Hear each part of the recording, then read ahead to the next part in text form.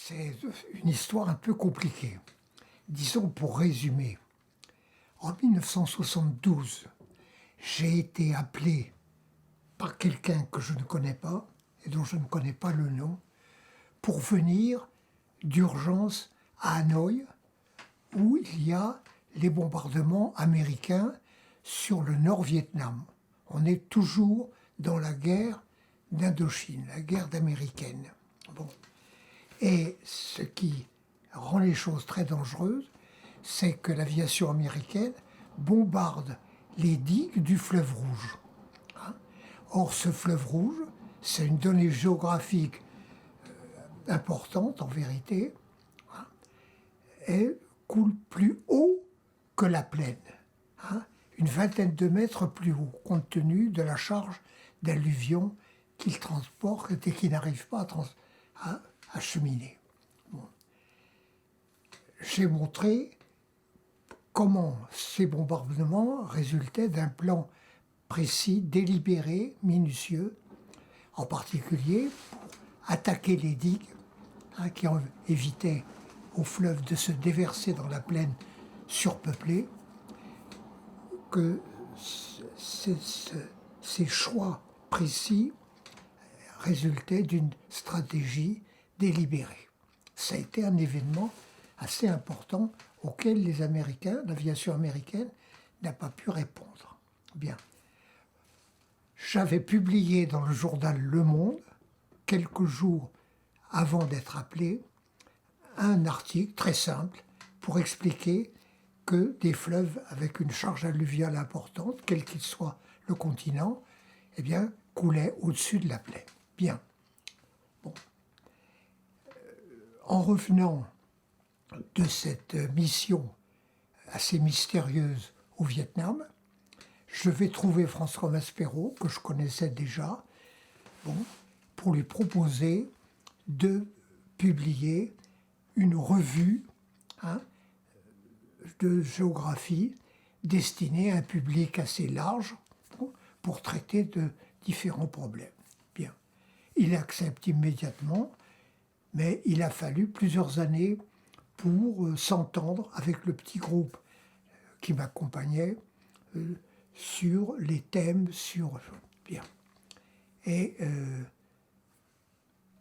je suis parti en Martinique à l'appel d'un ami avec qui j'avais déjà été sur le terrain en Afrique. Bon.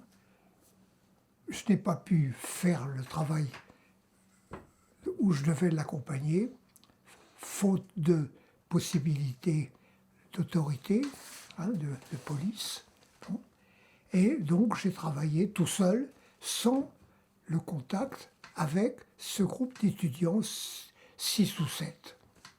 Et je reviens de Martinique après un mois avec le texte qui correspond à ce que sera la géographie. Ça sert d'abord à faire la guerre. Bon. Évidemment, je pense à ce que j'ai fait au Vietnam, mais à bien d'autres choses. Donc, le livre va paraître. François Maspero, au début, est effarouché par ce titre. La géographie, ça sert d'abord à faire la guerre. Il m'a dit, tu ne vas pas écrire ça. Ben, je lui ai dit, si, c'est un titre. Bon, bien. Et ça a été un titre d'un retentissement qui m'a absolument sidéré.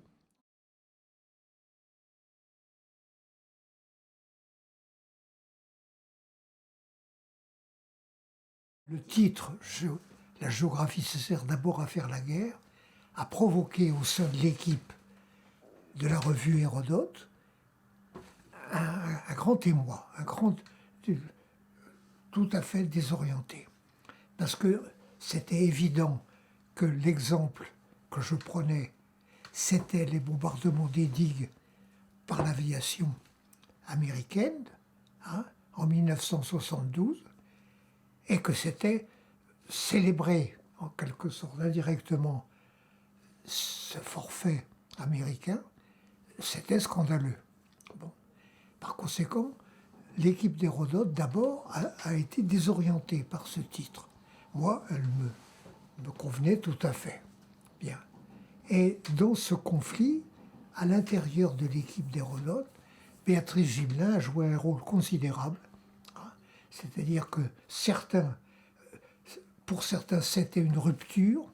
Bon, et Béatrice a dit non, non, non, ce que Lacoste dégage comme réflexion sur ce thème a une valeur théorique bien plus grande.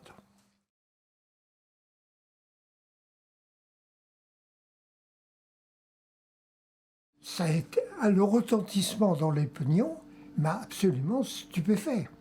C'est que des gens qui jusque-là considéraient que la géographie, il fallait l'avaler comme une potion amère au lycée, bon, ils trouvent que oui, c'est ça. Oui, c'est ça. Et les géographes ont été absolument consternés que j'associe la géographie à la guerre. Je ne pouvais avoir que les sentiments les plus suicidaires de vouloir, par cela, par ce titre, inciter le ministère de l'Éducation nationale à supprimer l'enseignement de la géographie dans les lycées. Bon, par conséquent, ça a été très difficile.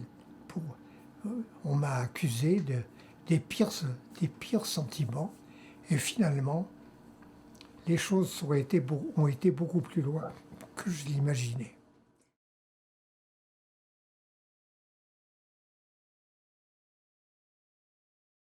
Vaste problème. Hein?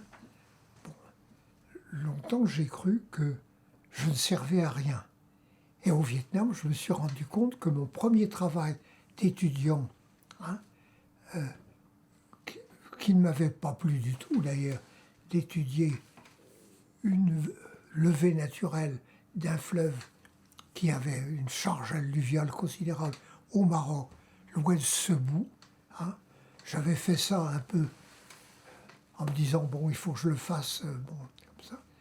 Allait prendre au Vietnam une importance considérable.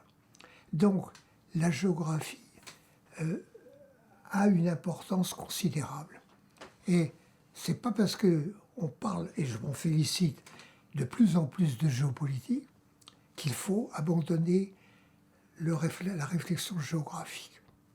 La réflexion géographique, c'est la taille et la forme des ensembles spatiaux très différents.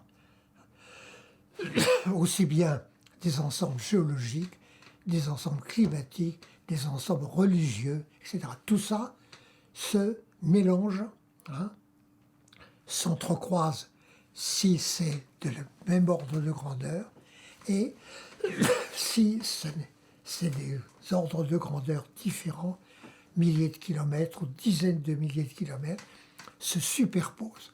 Je pense que, si vous voulez, il y a un élément nouveau qui joue, c'est le fait qu'on ait des moyens d'observation qui nous permettent de combiner tout ça. L'aviation et les satellites nous donnent une vision pour les satellites d'ensembles spatiaux de premier ordre ou de deuxième ordre ou troisième ordre, et ainsi de suite. Est-ce que le cyberespace est un nouvel ensemble spatial ? Je me garderai de donner mon avis sur la question, étant donné que c'est une question extrêmement technique, extrêmement complexe.